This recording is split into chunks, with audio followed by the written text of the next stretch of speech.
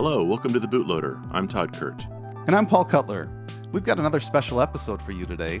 If you remember way back in episode 6 about 2 years ago, Todd shared about his trip to Hackaday Supercon. Well, if you're like me and had a feeling of missing out, Todd attended the most recent Supercon that was held November 1st to the 3rd. Todd, for those not familiar with Supercon, what is it? Okay, so the Hackaday Super Conference, or just Supercon, is a 3-day conference that happens every year in Pasadena around the end of October at the Supply Frame Design Lab and its neighbor, the LA College of Music. It's like one building that's got sort of 2 units in it. About 500 people get together and hear a collection of talks on 2 stages from the Hackaday or larger tech nerd community. Supercon is now in its 8th year. How long have you been going? I've been going every year except for the very first one that was up in San Francisco and the offshoot ones they have in Europe. I've been a big fan of Hackaday since reading it when it founded in 2004. My wife, Carlin, and I co-founded CrashSpace, a Los Angeles hackerspace that's going on its 15th year. By the way, if you're in SoCal on December 7th, come by CrashSpace for the CrashSpace Art Show and 15-year celebration. There'll be a link to that in the show notes. When SupplyFrame bought Hackaday back in, 2015 or something, they invited me and Carlin to come by and help them think about how to do a Hackaday hackerspace. And that eventually turned into the Design Lab, which is a much nicer and cleaner space than most hackerspaces. It's much more usable for conferences. Also, I did a Design Lab residency at the Design Lab in 2017. So suffice to say, I'm a big fan of Hackaday and the Design Lab, and my thoughts are colored by the now 20 years of being in the Hackaday community. Sure. What's the biggest thing that's changed over that period? It's been really consistent. A lot of that is due to the consistency of venue. Because they have it in their own space, they can really make it the way they want it to feel. It's not like you're in a hotel lobby or something. I think it's more crowded now than when it first started. Just it's become more popular. And the consistency is really strange. I'll see friends there that I only really interact with online because they live in New England or Germany. And we're able to pick up right off where we left off like it's another day and it hasn't been a whole year. It's very weird. As for conference content, they've struggled with the perennial tech world issue of having a bunch of old white guys like me on stage. They've been struggling and trying to get better, and I feel like this year they've made strides towards fixing that. I really look forward to Supercon every year, and I'm glad they're working on making it more inclusive. As someone who's felt like an outsider growing up, because it used to be nerds were considered outsiders. Right. It's like I feel we have a duty of care to be as inclusive as possible to everyone else who doesn't feel like they belong. I included a link to the first day of speakers in a recent newsletter that I sent out, and I did notice that the conference this year looked to be a lot more inclusive than it has been the last couple of years, which is great to see that kind of progress. That's good. Yeah, as someone who's been several years and who knows a lot of the people that come every year, it's a real struggle because I want to see what my friends have been working on and I want to see them up on stage, but that just leads to the same people talking every year. And so it's really nice to see these totally new people and make new friends. Supercon's known for their conference badges. I understand they did something a little different this year. You hear the word conference badge and you think like the little piece of paper in a plastic holder that goes around your neck and it's got your name on it and the name of the conference. Maybe it's got your title, like maybe the company you work for. Well, these tech conferences, these nerd conferences like Supercon and DEF CON, none of that applies.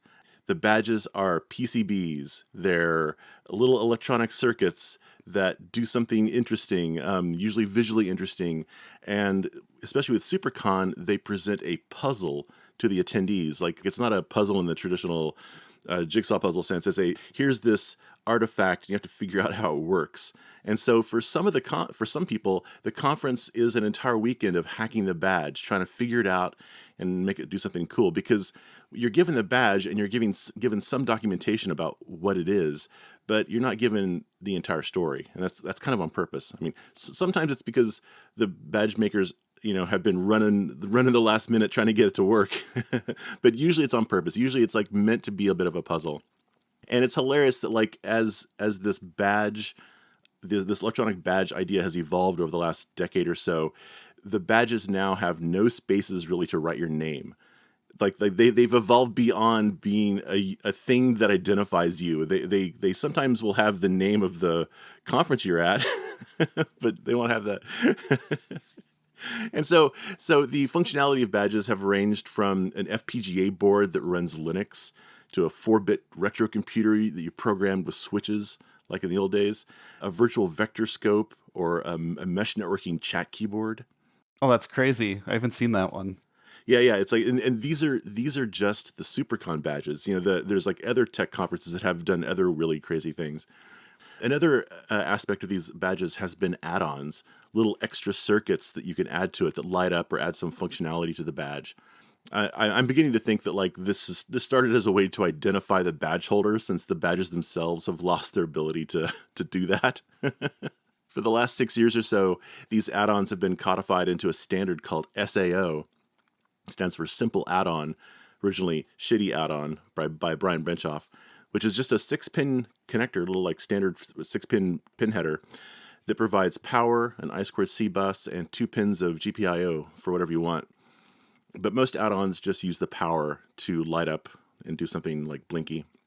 And these SAO badge add-ons are generally pretty small. They're about 2 inches on a side, if that. This size and format allows for easy exploration of PCB art.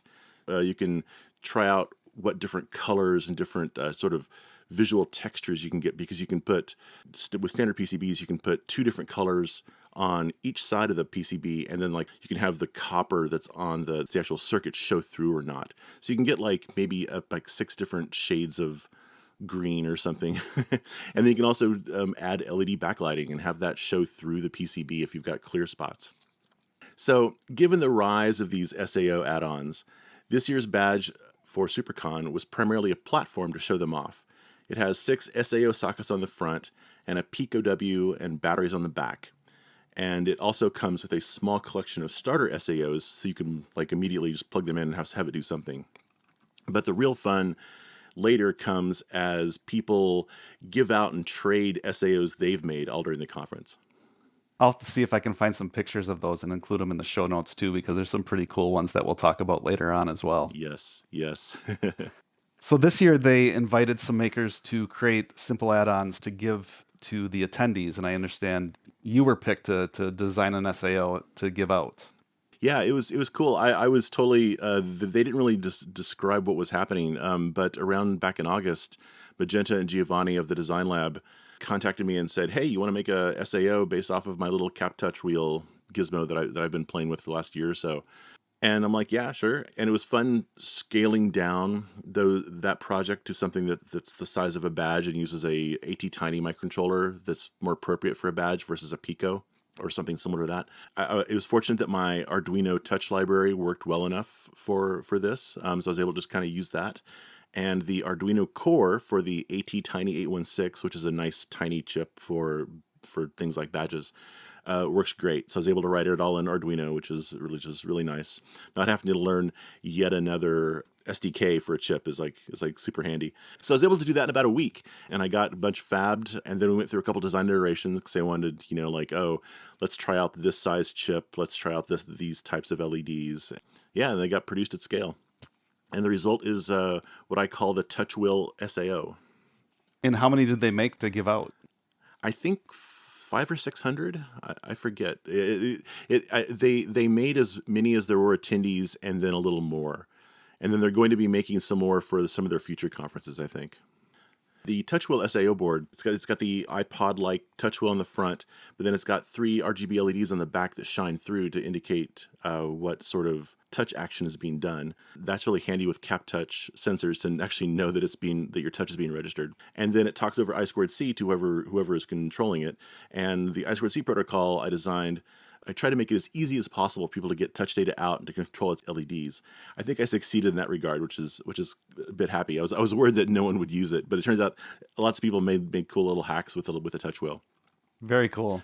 And I wasn't convinced that the cap touch stuff would even work in the wild battery-powered environment of the conference, where all these other weird circuits are plugged into a badge.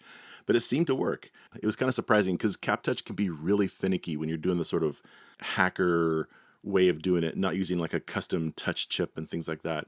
In retrospect, I think I should have used 4 interleave pads instead of the normal 3 that I use for all my other stuff. 3 is the minimum, but with 4, you can sort of downgrade to it just being a D-pad, like up, down, left, right. And that would have been a nice sort of way to make it ensure it worked reliably at least. But it looks like we didn't need it, so that was great. Okay, so that was the SAOs, but the conference was about all the talks. And at Supercon, there's two stages. There's the main stage that's in the LA College of Music, that's the larger stage, and there's a smaller stage that's in the design lab. And the way that Hackaday does it is they live stream the larger stages talks immediately, and then a few months later, the design lab talks come up. So Paul, you were able to see some of the main stage talks on the YouTube stream. What were some of your favorites? There were a couple that I really enjoyed. I think one of my favorites was the one that was with Jorvan Moss and Sean Heimel talking about Digit, the little robot that Ajay created. The talk was a collaborative project between the two of them. And what they did was Ajay built this robot that sits on his shoulder, and I'll see if I can get a picture of it. And it's a wearable, and he's got some requirements. It's got to be good and comfy with a unique design and the ability to be upgraded. And he wanted to integrate ChatGPT this time so he could have a conversation with Digit.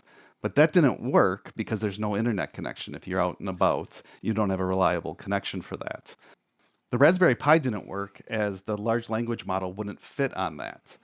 They did end up using a large language model from Meta called the Llama 3.8b. That fit. It was still about a 30 to 60-second wait for an answer when talking to the large language model. So they Ooh. decided to, right, exactly. So they decided to rip the Pi out and they replaced it with an NVIDIA Jetson Aura Nano, which worked, but it's a lot more expensive than a Pi at around $500. Sean explains how the wake word detection works with the large language model in a Docker container, and the text to speech is in a separate Docker container, both on the Nano device. And then working on prompt engineering, meaning it gives the robot personality. Ajay has used Southern and passive aggressive prompt engineering, so it'll say things like, bless your heart, which is usually not used in a nice way down south. So that's a perfect passive aggressive Southern prompt to go with That's it. hilarious. The talk and the demo were great. They played off of each other, so I highly recommend checking out the video. You want to see Digit in action. They ask it to tell a joke, and I'll link to Sean's repository in GitHub with some of the code for it as well. Yeah, I really like trying to push the whole machine learning large language model stuff to the edge, running on devices that you have around in your person, as opposed to going to the cloud, because then you'll know it'll work even when your internet's down. Right. And one of the things I did appreciate is that they called it a large language model. They did not use the word AI, Right. which just drives me crazy. So it was pretty cool to see a good, interesting use for a large language model. Yep. What was one of your favorite talks that you saw? For this podcast, I'm focusing mostly on the design lab stage talks, just because you won't hear about them until another like a couple of months, hopefully sooner. But for me, it's the CircuitGraver by Zach Frieden, and there's a post on Hackaday about it already that we'll have in the show notes.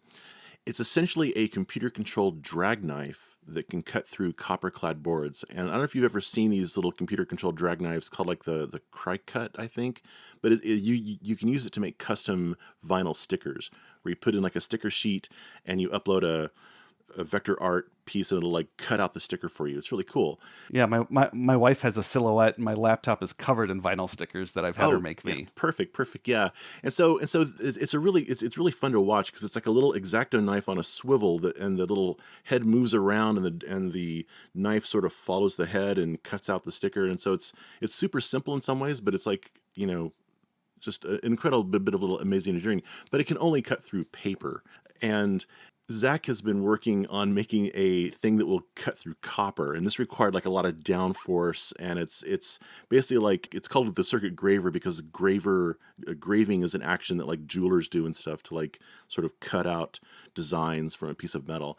He designed this whole custom CNC system that is this drag knife thing, and the cool thing about it is that the result looks a lot like a CNC milled PCB, but it's much faster because the CNC bit normally has to travel and kind of grind away the copper as it moves, whereas this one is just kind of like just shaving off the copper, and so it's really fun to watch.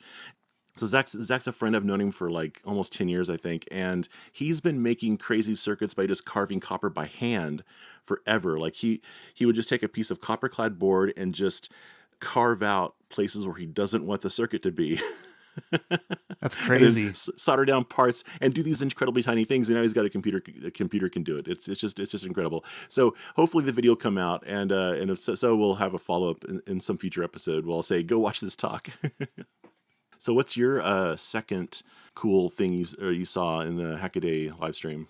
One of the ones that grabbed my eye because it had the word 3D printing in the title was Solving the Last Mile with 3D Printed Packaging by Christina Sear. Christina's the CEO of Detour and created the Circle Phone. She's got a background as an electrical engineer. And I got to learn a new word, which is called dunnage, which is the packaging that comes inside a box when you buy a product. So think about the tissue paper, the plastic bags, peanuts, bubble wrap, or molded, folded cardboard like smartphones have today. So what she wanted to do with her Circle Phone was figure out how can you use a 3D printer to create that packaging inside. And there were a number of challenges. The first one is that typical CAD software isn't used for designing packaging. There are two specialty programs that do CAD design for packaging called RTOS CAD and CaseMake, but you can't just scale your product design to allow for packaging. One of the materials she tried to print with was TPU, and soft TPU didn't work at all. She tried both in a bamboo and in a prusa, but could print it on a Creality. One of the lessons she learned is that she could have shipped with bubble wrap that is made from 80% recycled nylon and is stronger than regular bubble wrap, but still, all the learnings that she shared around creating that dunnage were pretty cool. It's stuff that I've never thought about. When you open a box, especially, everyone uses Apple as an example. You open that Apple box and everything is laid out in different layers, right? That first layer, Mm. there's your laptop, and then you lift that out, and below that is the power supply kind of a deal. The thought and design that has to go into just that. Everyone's always focused on product design, but packaging design in and of itself is an art form, it seems like. It's fascinating that she mentioned that like there isn't really a CAD program for enclosure design for packaging design, because like when for the things that I've done with Thingam, my company, we pretty much just give a Illustrator file PDF that is the sort of unwrapped version of the box that with colors that indicate, oh, this is a fold line, this is a cut line, and then you have to like talk to the person who is like the enclosure engineer that actually that writes whatever custom software they use to do the packaging, to like tell them to walk them through how the box goes together. And it's just like, yeah, okay, I guess I would not use Fusion 360 or Onshape for this. What would Right. I use? So it's just interesting all the thought that really needs to go in, and especially when you have something like a phone that's got a bunch of different cables that go with it. You've got your Yeah. 3.5 millimeter headphone. This phone in particular had USB-C and micro USB. So Hmm. laying that all out and forming that packaging around it was pretty cool to hear how she brought that to market. Yeah.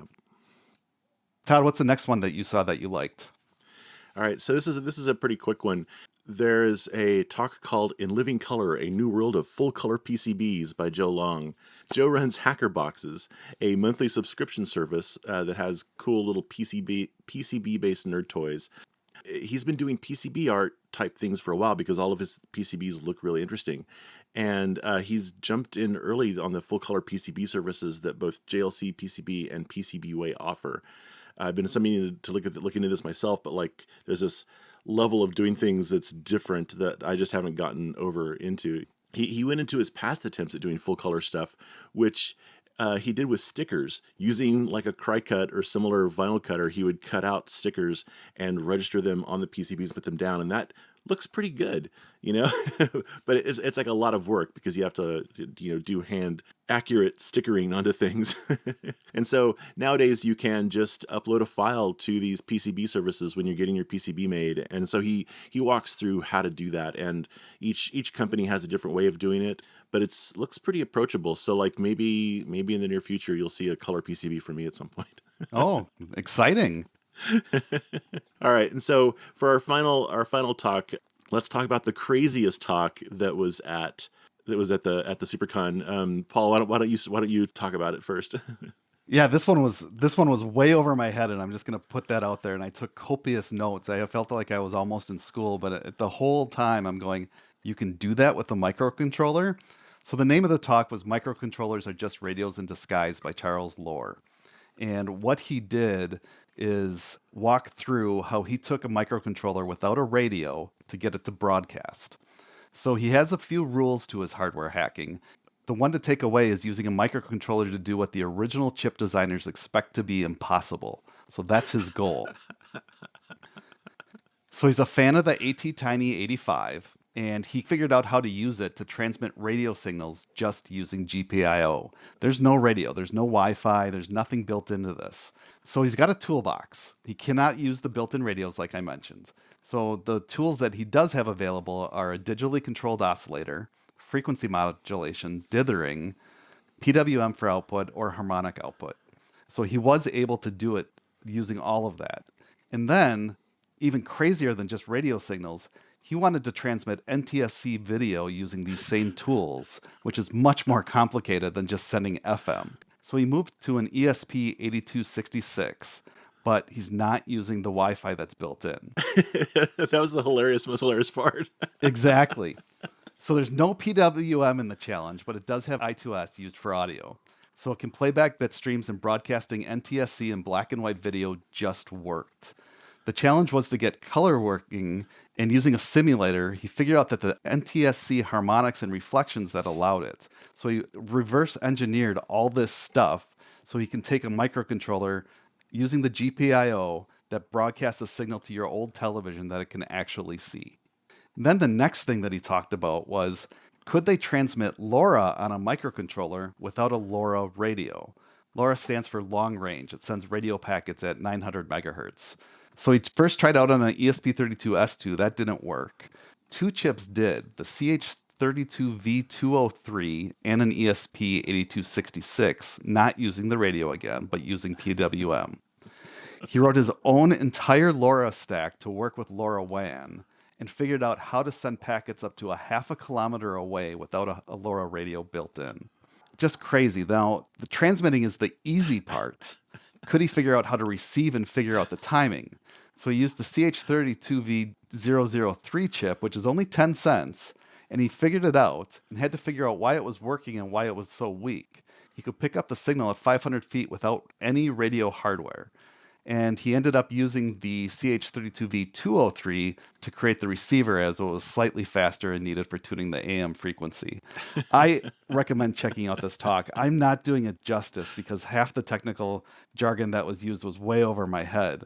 But you could tell that the crowd was really into it, and were just hitting the floor at what he was able to do. As someone who has used the AT-Tiny 85 since 2005, it just boggles my mind. Like, you think of like, oh, radios must be a special thing. They must be like have a bunch of special components and like, and have an antenna. But no, it turns out, what is a radio signal but just a wiggle on an electrical line before the electrical line becomes just the antenna. So what can microcontrollers do? They can wiggle the voltages on their GPIO lines, and they run at like several megahertz, so I can twiddle the GPIO line at several megahertz. That's cool. Okay, so I can see how I can do a several hundred kilohertz AM radio station with an AT-Tiny, say, but he's doing these signals that are up into the hundreds of megahertz range in the case of LoRa, because he's using the fact that when you wiggle a signal at like, say, 10 megahertz, it's actually creating all these harmonics at higher frequencies above that because of just how signals work. Like anytime you make one signal, you're actually making a bunch of signals because square waves have in them a bunch of sine waves. That's called Fourier analysis, which I used to know a long time ago. And so yeah, he's not outputting very much power, but it turns out LoRa is designed for not very much power, so he can use the super low 900 megahertz harmonic of whatever real signal he's generating. It just makes no sense. So yeah, please go watch this video. Even if you don't understand it, it's an amazing ride. All of the videos that I talked about are live on YouTube. And we've got links in the show notes to them. And as Todd mentioned, the talks that he mentioned will be up in a few months. So keep an eye out on the Hackaday YouTube channel for those. Wrapping up, let's go back to the simple add-ons. They have about a 90-minute video. It was pretty long. I skipped through it, that actually is the award ceremony for the different simple add-ons. So I just wanted to call out a couple that I saw that I thought were pretty cool that Hmm. that were part of the award ceremony. The first one was an Etch-a-Sketch SAO, a tiny Hmm. little, right, like you said, these are 2-inch, these aren't big PCBs that they or products that they're building, and he's got a full-blown Etch-a-Sketch working on it. The one that won best overall was a digital multimeter that's working built into the badge. It's so nice, and it looks like a Fluke multimeter with like the yellow case and with probes. One of my favorites, though it was ineligible due to using last year's badge, was Instant Arcade's Pac-Man SAO. And the way it Yeah. worked is it had a little circular screen where you could actually play Pac-Man. And on top of the SAO were a Pac-Man and 4 ghosts. So that's on the top. And then it's connected to the little circular piece where you actually play the game. And when you eat a power pill, the colors of the ghosts actually change. So you can see the state that they're in based on the game state. That just cracked me up. He showed an early version of that polar orientation Pac-Man last year because that was last year's badge that had the round display on it. So having a round Pac-Man seemed appropriate. Steven, a Simon clone, was shown, which used your SAO, which I thought was kind of cool. Yep. And the two that I wish I could have seen, and I heard about that someone had like a turntable SAO, and me being such a big vinyl music lover, I'm curious to learn more about that one. And then one that I actually saw a couple months ago when it was in development, not realizing what it was for, was someone created a Marvel X-Men SAO. And Mm. you have to see Wolverine and how they created the PCB with Wolverine's claws. And that's how I came across it. He was talking about it on social media originally, but it's one that I wanted to see the final product that I thought was pretty cool. Yeah, I saw that post too, but I didn't see it in real life. I think I just didn't run into the person who had made it. I did see the turntable SEO. There's a link. There'll be a link to it in the show notes. It's called the Record Scratch SAO by Simon Sorensen. Looks like a little record. You can scrub your scrub your finger along the record, and it'll make scritchin' noises. And then when you let up, it'll play the record. Because underneath, on the other side, is a full like RP2040 Pico-like system that has 100 enough flash memory to store a sample and some clever code to do the audio scrubbing. Of course, the top is a cap touch wheel, kind of like my wheel. And so yeah, it works really well. One of my favorite ones. That also was a cap touch on the front and our full RP2040 system on the back was the TARS SAO by Dave Darko. It looked like the TARS robot from Interstellar. Dave makes a ton of SAOs. He's like a really good SAO maker to crib from if you ever want to like make some of these yourself. He's got a bunch of his designs up on GitHub, and you can like learn so much just by looking at of the techniques he used. The TARS SAO has a full color TFT display, a speaker, the touchpads. It's driven by this WaveShare RP2040 Zero board, so it wasn't even like a. His approach was like my approach, which is like let's use a pre-existing board you can just sort of like plug on rather than like implementing the entire circuitry again. And it comes with a bunch of different fun little apps, like a little piano app and a I2C scanner, which is really handy when you're doing SAO stuff. So, It's so cool to see the creative genius at work in all these different SAOs that people are working on. I can't imagine coming up with all those different ideas and then actually bringing those projects to life. It's so cool watching it from afar. yeah, it was really cool. There's I think like one of the things that I was always a little bit jealous of in past Supercons is that a lot of people would like just dive into figuring out the badge, and the badge was usually really complicated, and like I didn't want to like avoid everybody and try to like dive into this thing, and also I can't really work well in a big crowd of people like that during a conference. So it's like I feel like, well, geez, should I go somewhere else to figure this out, or like no, I just won't work on it. I'll just like write my name in Sharpie on the badge, and that'll be my hacking of the badge. and so I think a lot of people felt like that. And so having it be a very SAO focused badge where everyone can kind of like pre-think about their circuit and have it made, and like maybe make several of them and give out to friends and stuff when they're there. It made it a lot more egalitarian. It felt like. Well, that's Supercon 2024. I hope that you, like me, no longer have a feeling of missing out and you've learned a little bit and have a couple talks that you might want to go watch. For detailed show notes and links to all of these shows, visit thebootloader.net, and don't forget to sign up for our newsletter when you're there. Thanks for listening, and until next time, stay positive.